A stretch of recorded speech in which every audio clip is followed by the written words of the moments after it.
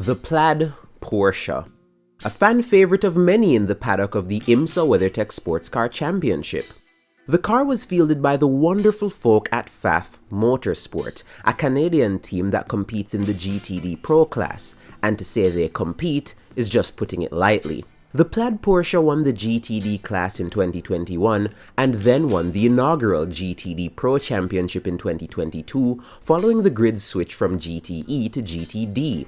They also won big races. In 2022, they won the Rolex 24, and just last year, the plaid Porsche took Sebring as well. However, in 2023, the plaid Porsche could only manage P4 in the championship, but regardless, the finishes were still very good. Come October, Pfaff fans were in for a pretty big shock. The team would be switching from fielding a Porsche 911 to a McLaren 720S. The anxiety this gave fans skyrocketed once rumors began floating that the team would also be dropping their iconic plaid scheme for 2024 as well. Luckily, come time for the season opener at Daytona in 2024, the car's livery was revealed, and though not as prevalent as the days of the Porsche, the plaid was still a feature of the new livery alongside the papaya base, which is McLaren's main color. Competition in GTD Pro would be harder than ever. The Pfaffclaren was up against the Pratt Miller Corvettes, the new Mustangs, Rexy, the Paul Miller BMW, the Heart of Racing Aston, and the Vassar Sullivan Lexus. And those are just the full-time entries. Endurance races would also see good old Risi Competizione pop up, the Iron Lynx Lambos, and other occasional extra entries by teams already on the grid. 2024 would see Pfaff attempt to reclaim its crown as IMSA's best GTD Pro team, and to do it on track, they enlisted the full-time services of 2022 IMSA DPI champ Oliver Jarvis and Marvin Kirchhoffer, a driver who spent the past 2 years driving the 720S in the GT World Challenge.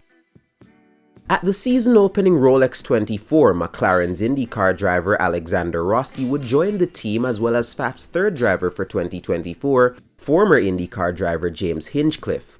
Now this signing is actually kinda coincidental, seeing that Hinch was slated to drive for McLaren in 2020 before they sacked him before he even did one race. Luckily, that's something the team learned from and never did never mind then.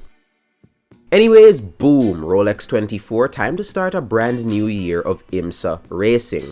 Qualifying for the race saw the session massively affected by a lengthy red flag, which massively reduced the amount of time drivers had to set a lap.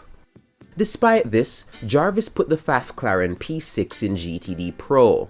The race started quite well for the mighty Pfaffclaren, with the team even taking the lead as the sun started to go down. However, as dusk settled at the Daytona International Speedway, the cameras cut to the papaya plaid supercar coasting on the apron and looked poised for an unscheduled stop.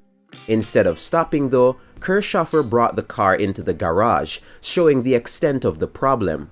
This was the end of Pfaff's chance to win the big race, and they would finish P10 in GTD Pro. This was actually Pfaff's first non-top 5 finish in GTD since Watkins Glen nearly 3 years ago.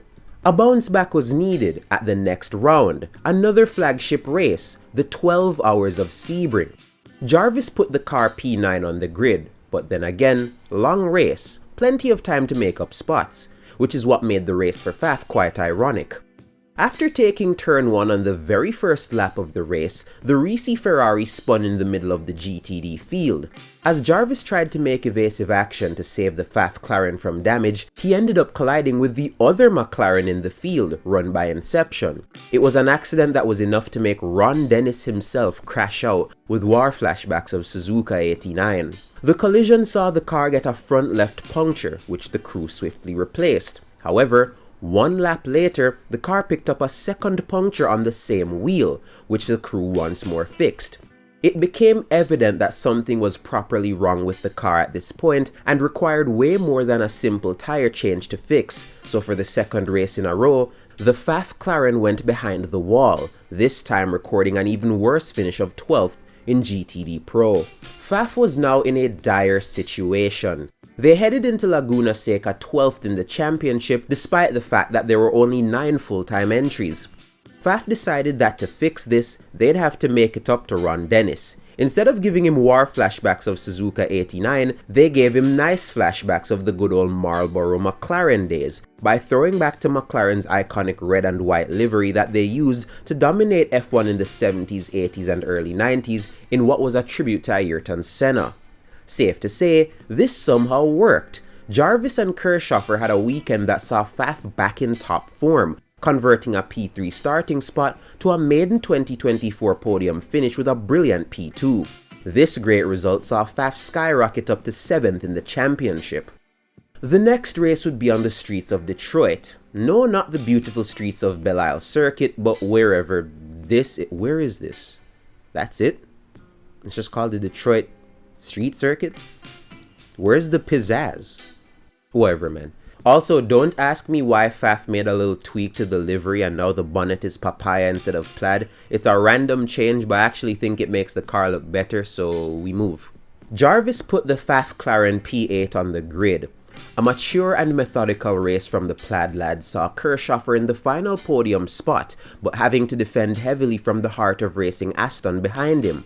With less than 3 minutes to go, the camera cut to the mighty Pfaffclaren buried in the barriers at the end of the main straight. Who was responsible for the massacre, you ask? Well, to be completely honest with you, you could argue it was Marvin himself.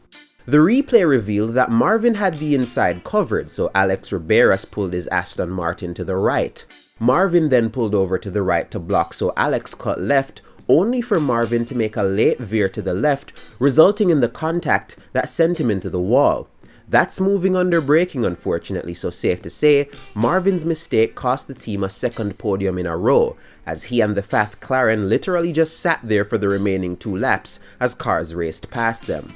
Their eventual P8 finish meant that they remained 7th in the championship heading into the 3rd round of the Michelin Endurance Cup, Watkins Glen. The Pfaffclaren started the race P9. Watkins Glen was a treacherous 6-hour race. Rain mid-race meant that the teams had to scramble for wet tires, and at one point, the rain got so bad that the race was red flagged. A late race restart saw a 3-race battle for the win in GTD Pro, the number 4 Corvette, the number 23 Aston, and the number 9 Pfaffclaren. It seemed as though Tommy Milner had the race on lock until the penultimate lap when coming to the line. Instead of taking the white flag, the Corvette pulled into the pits as it didn't have enough fuel to finish the race, promoting every car behind it up a spot. This saw the Pfaffclaren take P2 at the Glen behind the heart of racing Aston. This would be the last major highlight for Pfaff's season. From this point on, they would only record one top 5 finish for the remainder of the season. They turned a P7 starting spot at their home race in Canada to a P6 at the flag. And things weren't better at Road America, with a P7 at the famed track. The wet and wild 4th round of the Michelin Endurance Cup at Indianapolis was uneventful for Pfaff, as they could only manage a P10 finish at the end. The season finale at Road Atlanta dawned, and Jarvis put the Pfaffclaren P9 on the grid. With a little over 2 hours complete, Pfaff fans saw a terribly familiar sight, one they hadn't seen in months. They saw a Pfaffclaren on their screen with a tire down. It was the left rear.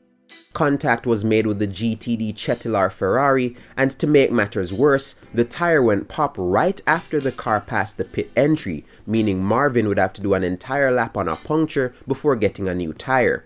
To add insult to injury, Marvin was deemed by the stewards to be at fault for the incident and was given a drive-through penalty, making an already difficult day worse. Things would not get better for the Pfaffclaren, and they ended the race P9 multiple laps down.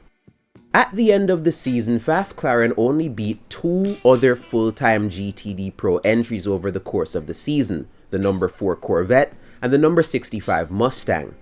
Pfaff without a doubt had their toughest season in IMSA to date, and things were tough behind the scenes as well. Funding became an issue for the fan-favorite team, as up to me writing this, it appears as though the team is still trying to secure enough funds to ensure it can compete at the best of its abilities. This ended up being the first and the last season of the Pfaffclaren as well, as the team announced this week that they'll be fielding a Pfaff Burghini in 2025. A new era of Pfaffery will begin once the green flag waves at Daytona. 2025 will be a season where the Canadian team will seek to bounce back and reclaim their status as one of the top teams in IMSA's GTD Pro class. My name is Intern, a Talk Wheel, and thanks for watching.